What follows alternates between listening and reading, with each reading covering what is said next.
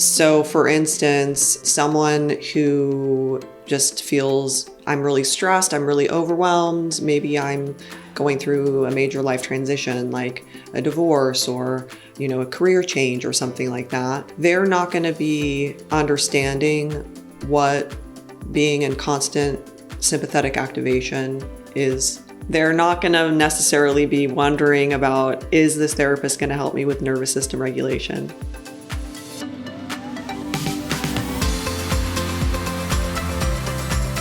Welcome to Good Enough Counsellors, the podcast for growing a private practice without the pressure to be perfect. I'm Josephine Hughes, counsellor and creator of Therapy Growth Group, helping you get the clients you want and create the practice of your dreams.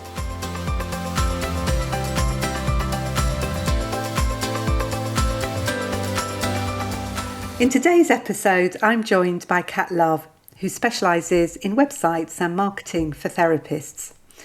Kat came to this work through lived experience. Therapy played a huge part in healing from childhood sexual abuse, and that experience now shapes how Kat supports therapists to find the right words for their websites, to build strong referral networks, and to attract clients without feeling overwhelmed by marketing. She has 15 years experience building websites, originally creating sites for their own business, and now works exclusively with therapists who want their online presence to feel ethical, human, and effective. And here's a fun fact.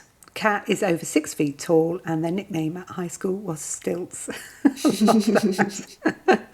I've been following Kat for years now, longer than I can remember exactly when I started, and I'm really looking forward to this conversation. So welcome, Kat. Thank you. Thank you so much for having me. Yeah, it's really good to see you. And as you can probably tell, Kat's actually in California at the moment, I think. Is that right? Or Correct. Yeah? Just outside of San Francisco. Fantastic.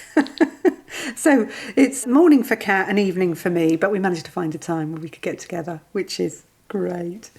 So, big question to start with, Kat. You work with a lot of therapists on their website and marketing. From what you see, what do you think therapists most misunderstand about marketing? That's a great question. I think what therapists most misunderstand is that marketing requires a lot of visibility work and not just the kinds of marketing that you do to kind of reconnect with the people that you've already connected with.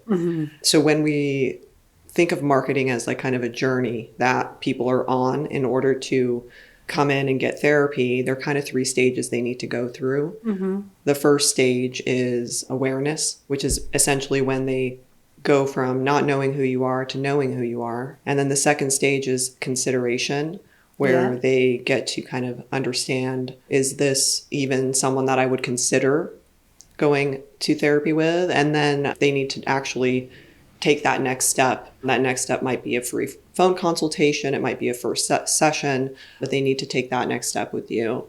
And I think a lot of times therapists get wrapped up in the types of tactics that help people at these later stages. So for instance, agonizing over the photos on their website or looking at their directory profiles over and over and rewriting them. Yeah. And I think that's a real familiar one. Yeah. And I think while those things are good to not perfect, but to work on and optimize, the more important thing to do in marketing is that first step where people can become aware of you for the first time. And the types of tactics that are in that kind of awareness level include things like building a referral network, being on directory profiles, so increasing the number of directory profiles that you might be on, and then also things like ads can be at that level too. Sometimes you can also consider SEO to be at that level, and certain types of social media activity could possibly fall into that level as well. Yeah, it's that sort of visibility, isn't it? It's making as many people find you, in a sense, as possible. But that's sort of quite, it feels sometimes as though it's almost like the reverse of finding a needle in a haystack, because you're the needle and you want people to find you, but there's a great haystack out there. And it's how do you make an impact so that people can actually find you? I think it's one of the hardest jobs, isn't it, for therapists to actually do? Why do you think it's so often something we don't think about? I think, well, so I have a few witnessings here for this question. Yeah. What I've witnessed to be true for a lot of therapists over the years is that the awareness level activities are scary. Yeah. Honestly, that's the scary stuff. So when therapists talk about, oh, marketing's scary or marketing feels overwhelming, it's usually that awareness level. What comes up for a lot of therapists is fears of being seen. Within that, it can just be over vulnerability. It can be a fear of judgment. I think also some of the visibility or awareness level activities require risk. So for instance, if you start paying for ads, there has to be some amount of willingness to invest in something that you're trying out and you're not going to be, maybe seeing results for a month or two. And that requires a bit of a leap of faith that this is going to work out. And so all of the awareness level activity, it's both the most important level of activity to do in your marketing for it to be effective, but it's also the scariest. Yeah. And I think that's definitely a thing. Do you think out of any of those activities you've mentioned that there's anything that might feel sort of like more comfortable? Or do you find that therapists might find particular things more comfortable than others in those activities?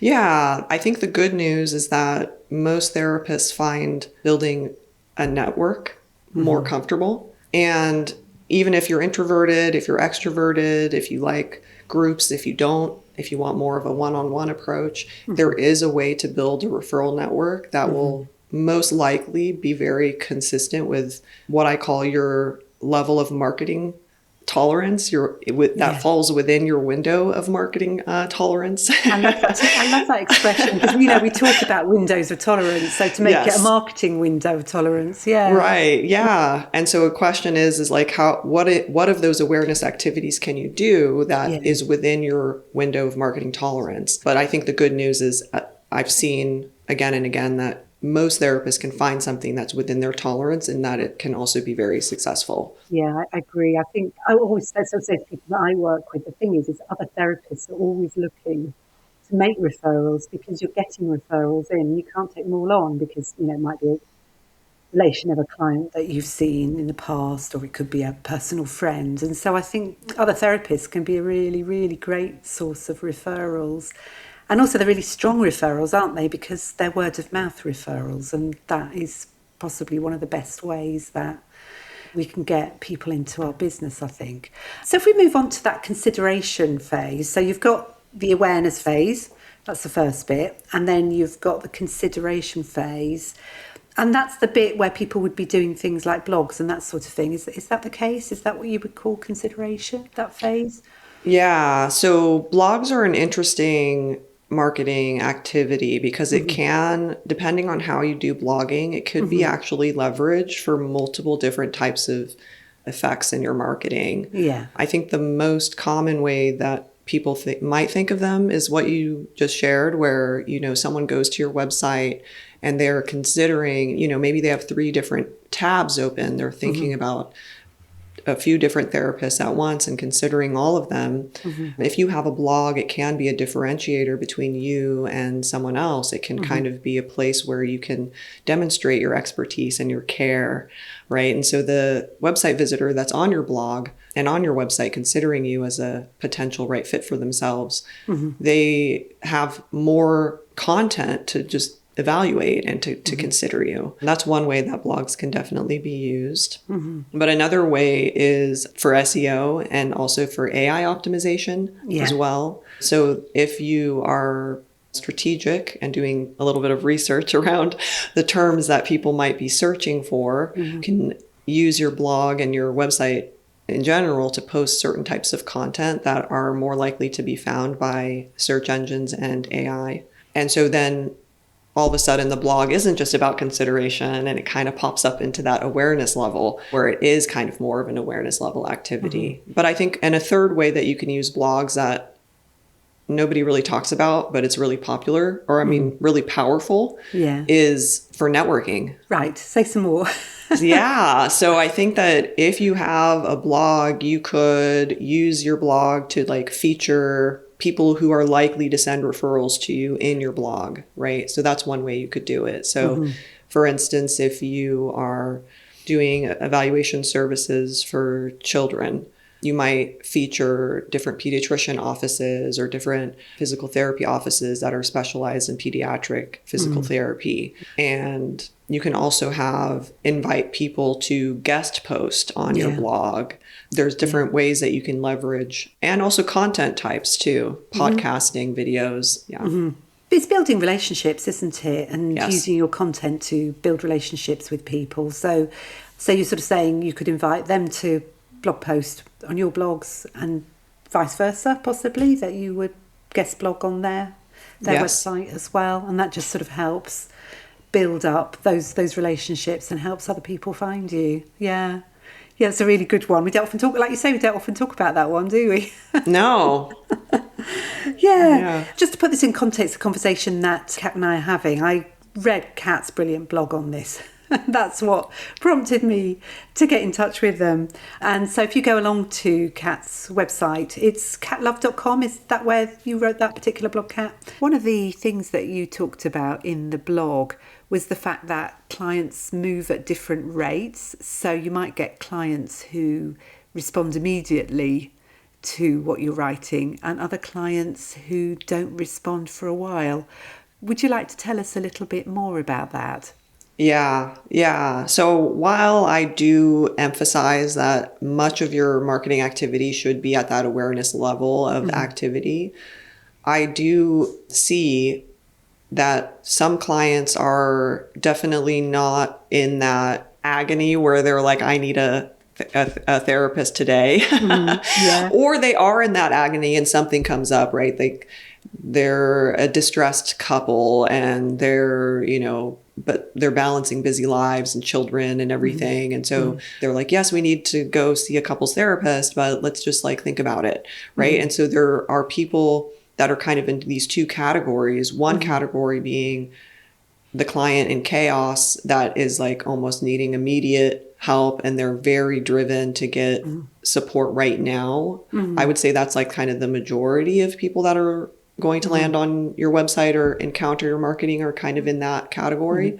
But then there are those clients who might appreciate not having to make that decision right away. And for that client, we have the types of marketing activities at that consideration level. Things like having an email list, being on social media and posting regularly. These are the types of things that you can do to offer them a way to continue to stay in touch with you beyond the time that they discover you and become aware of you. It's just building that relationship continuously, isn't it? And I mean, I would definitely agree with you. I've had people who've come in.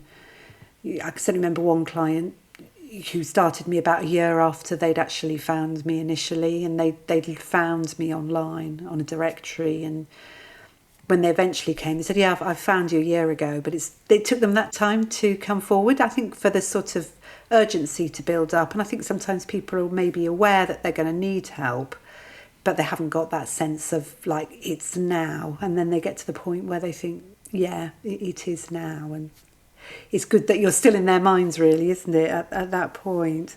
Okay, Kat, actually, I'm going to go completely off my list of questions because this just sort of occurred to me. Because we just mentioned AI and people finding you on AI. Is AI affecting the number of people coming forward, do you think? Do you think people are using AI for therapy? I don't know if you've heard anything from any of the people that you work with, because certainly in the UK, we don't know if it's sort of cost of living, for example, that might be affecting people, but there seems to be fewer people coming forward at the moment. And I just wondered if that was the case, if you've heard anything and whether you think AI's got a role in any of this. Yeah, so I will say that we are seeing that in 2025, it's harder to fill a practice than it was previously. Yeah. And I think that it's kind of multiple factors coming into play at the same time. One is definitely the economic situation. Times are harder for a lot of people, so that's going to make the demand for therapy lower just by the constraint of income. Then we also have a lot of the tech companies I don't know how this is affecting the UK specifically, but in the United States, we have a lot of tech companies that are kind of coming in and also offering therapy at really inexpensive rates. Yes. And they also tend to have a lot of awareness budget, right? So this is why we Yeah. see their ads everywhere, all over Yeah. social media. You Google anxiety therapist near me, and you'll see they have dominate the ads. And so I think that also has taken some of the share of the demand. Yeah. Yeah. And then also I think that it's the economics. It's the hold on. We do have better help over here. You're very careful just to say Okay, yeah. companies. Yeah. Yeah, the tech companies. And I think the third thing is that in 2020, when the pandemic first started, we saw a rapid increase in demand. And I think because it was so easy to fill a practice back then, a lot of practices actually opened in 2020, in 2021. Therapists didn't have to do as much work to get full. And I think that also means that today, with the decrease in demand from those other factors, it means that there's like an oversupply of therapists to begin with, too. All this said, I don't know that these are the reason. I don't think that AI is the reason that practices aren't getting as much demand.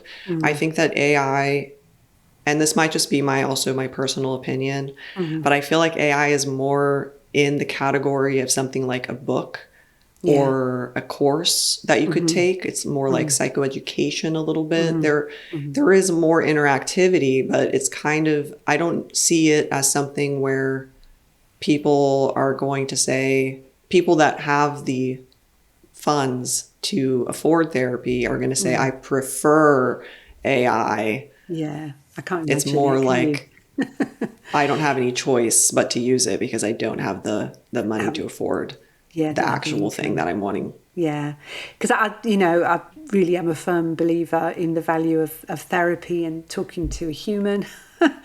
And I mean, I use AI, I will put in little things when I'm feeling upset or whatever and have a chat to AI about it. But it's not the same as talking to someone, is it? It's not the same as having someone who's really listening to you. And I don't think it's the same as, embarking on a course of therapy with someone who can help you move in a particular direction. It's just, yeah. It's certainly not there yet, I think, anyway. Yeah. So that was a little bit of a sort of, just a sort of side question, really, because we were talking about AI. So I was just sort of thinking, because the other thing you talked about, going back to this funnel idea, and there was the awareness stage, consideration phase, and then there is the third stage, isn't it, where people take action. Yes. And I think we don't tend to think about this a lot, do we? We think if we just sort of bung our contact details on there somewhere, people will get in touch. Is there anything we can do to help people, when they're going through that consideration phase? What can we do to encourage them to actually take action? And how can we make it as easy as possible for them, do you think? Yes, that's a great question, because I do think that it's under considered. Often you might even have a whole website and not have anything on there about what the next step might be. And so that's a solution. You need to have information there that outlines very clearly and very prominently what that next step is.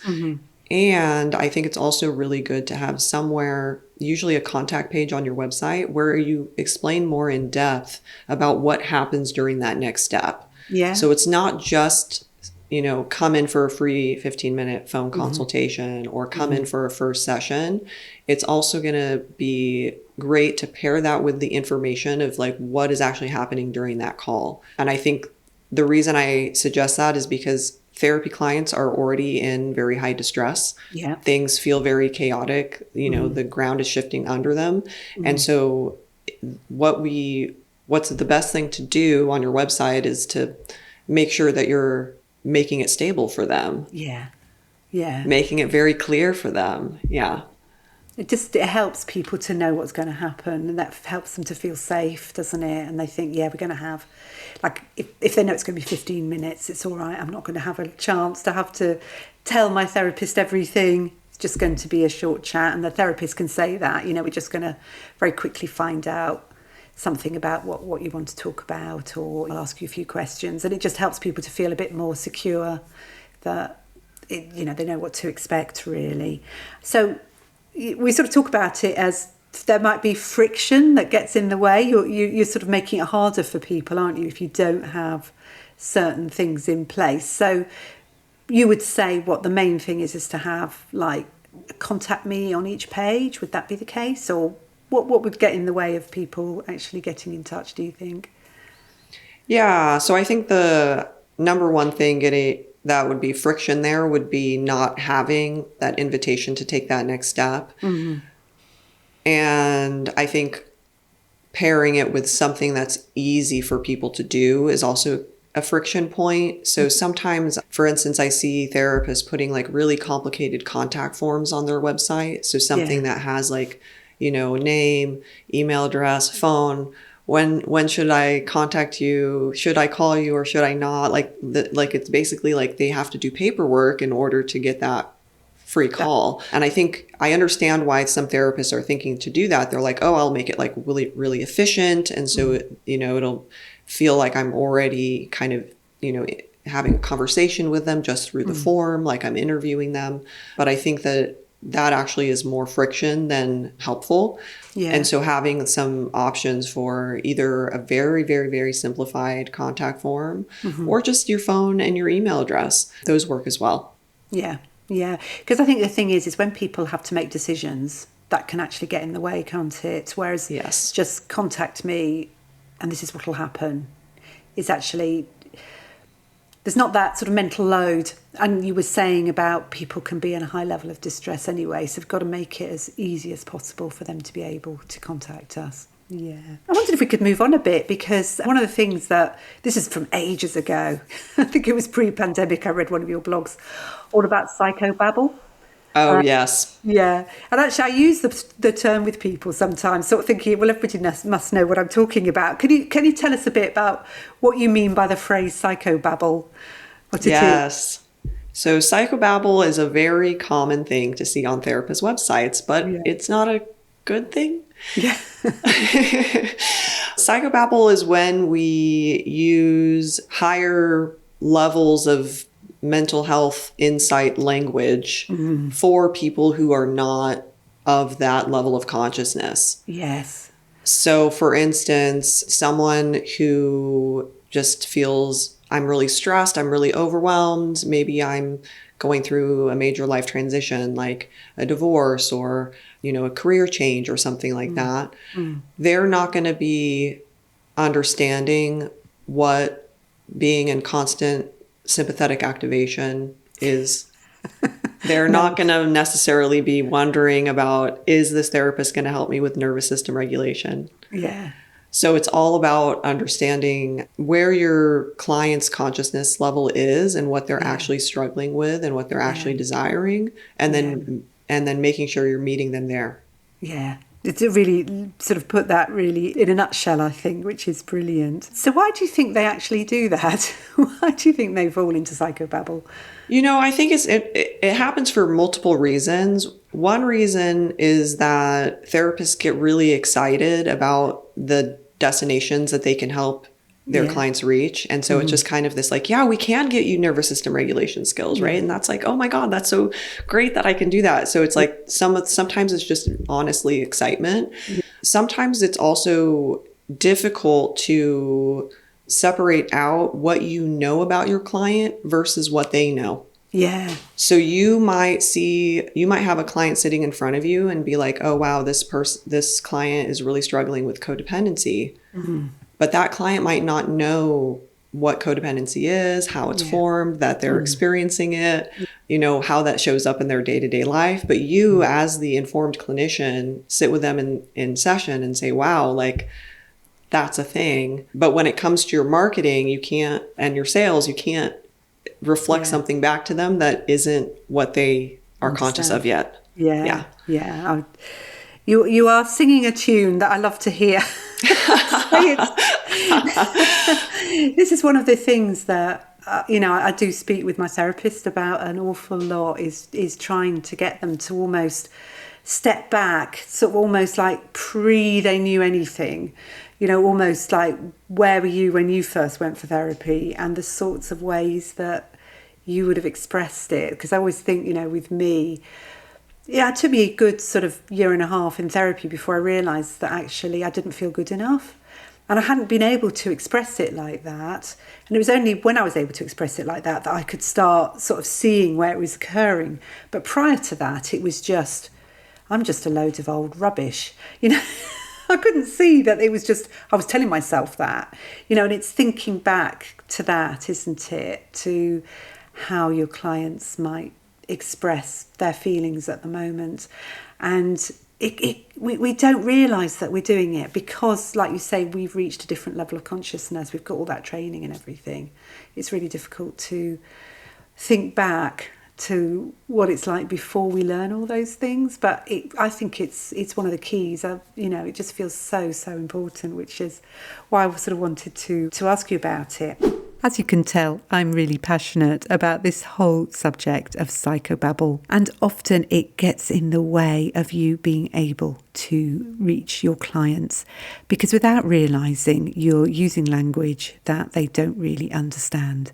And this is what I really do help therapists with in Therapy Growth Group. At the moment, we are starting our whole month called Find Your Focus, where we look at the subject of niching. Should you niche? And what I like to say is really think about who you would most like to work with and think about how we can communicate with them. And working with me, you'll get the opportunity to get feedback on your profile and what you're saying, and whether or not it really does break through that psychobabble and really speak to clients. So if you'd like some help with that, just check out the show notes and come along and join Therapy Growth Group. You'll find the link there. And the other thing I wanted to ask you about as well was about ethical testimonials and social proof, because I know this is something else that you talk about, and it's such a problem, isn't it, for many of us to know how to share testimonials. Can we share testimonials? Is it ethical to ask for testimonials?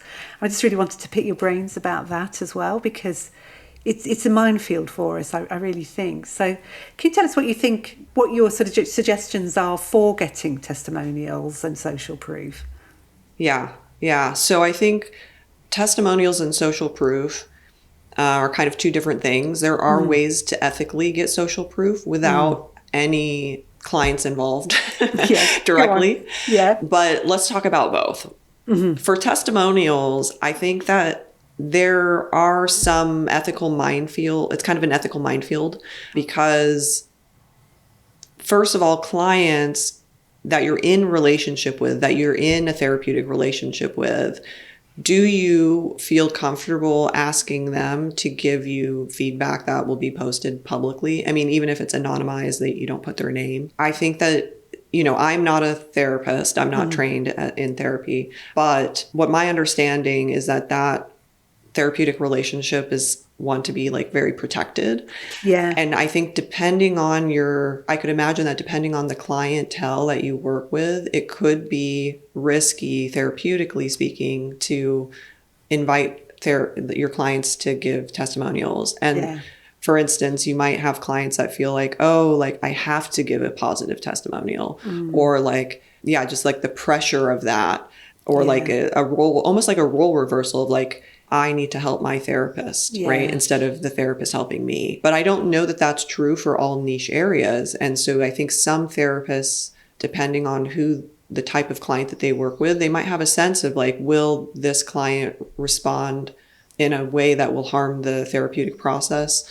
Or is it something that is less of an issue? So for instance, some therapists are also doing like therapy groups, or like a situation I can imagine where it might be more ethically feasible is like if you're doing teen groups or child groups or something like that, and you ask the parents for feedback, right? So it's like there are certain situations where it will probably feel okay to do testimonials.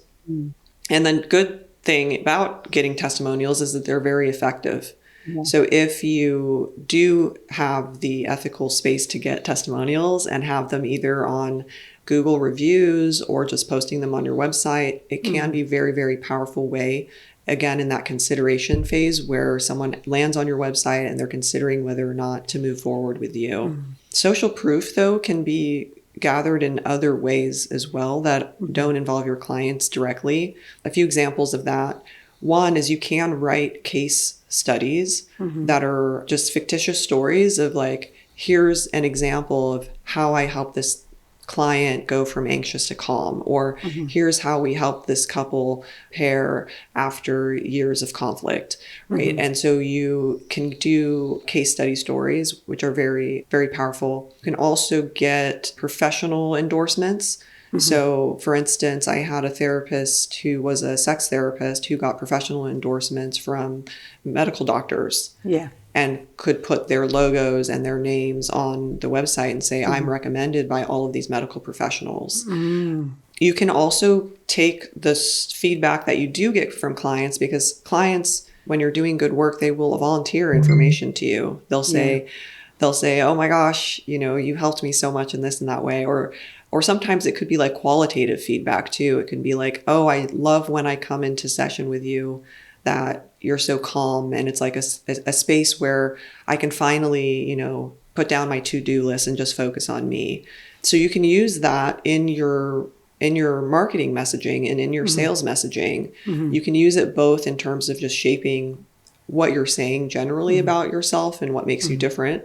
But you can also use specific phrases to highlight that this is feedback that you're getting. So you can say things like, clients often tell me, I often hear, right? People say this about me. And I think phrasing it that way and not using quotation marks is also a powerful way to get more like social proof worked into how you're showing up. Yeah. Oh, that's really helpful. Thank you for that. I hope everybody takes that in, because it is really difficult, and it's something that we debate quite a lot.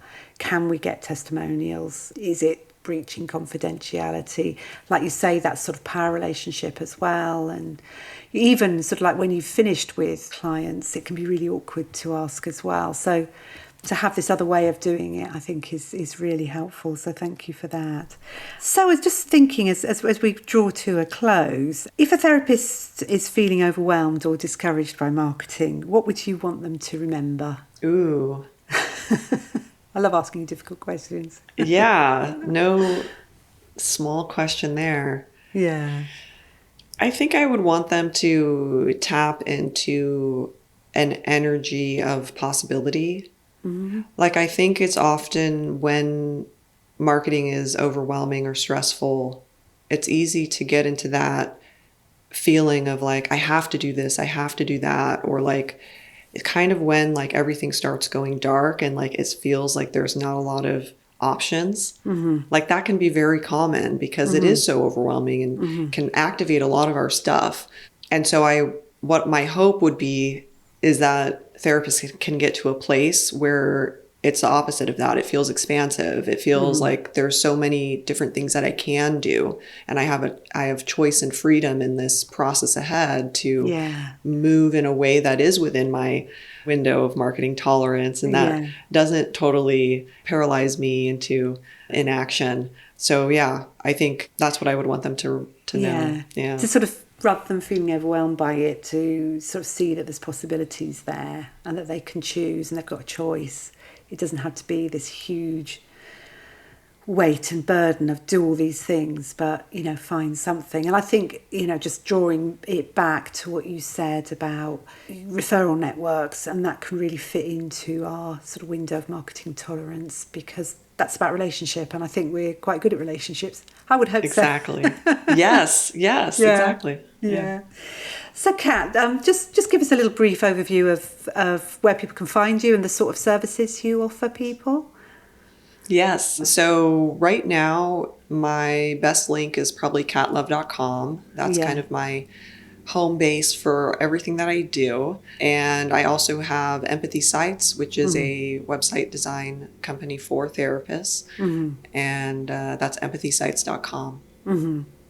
Brilliant. Thank you. And I think you do you mainly design websites, or do you do other things as well with to help therapists? Yeah, so websites are my main thing, but I also on the side, because I really enjoy like helping a therapist move through, marketing fear and then marketing success. Yeah. I also offer marketing coaching, so Yeah. one-on-one and group coaching too, and those are available through catlove.com. Yeah. Oh, brilliant. So if anybody wants to find out more, that's where they can go. And I'll pop the website into the show note as well, so everybody can click on that to follow through. And I do thoroughly recommend following Kat for all their wisdom, of which we've just heard a little bit on this podcast. Because as I say, I've been following Kat for a while and I always love their blogs, and they're always informative and give you an awful lot. Thank you so much. Thanks for listening. Do come and join my Facebook community, Good Enough Counsellors. And for more information about how I can help you develop your private practice, please visit my website, josephinehughes.com. If you found this episode helpful, I'd love it if you could share it with a fellow therapist or leave a review on your podcast app.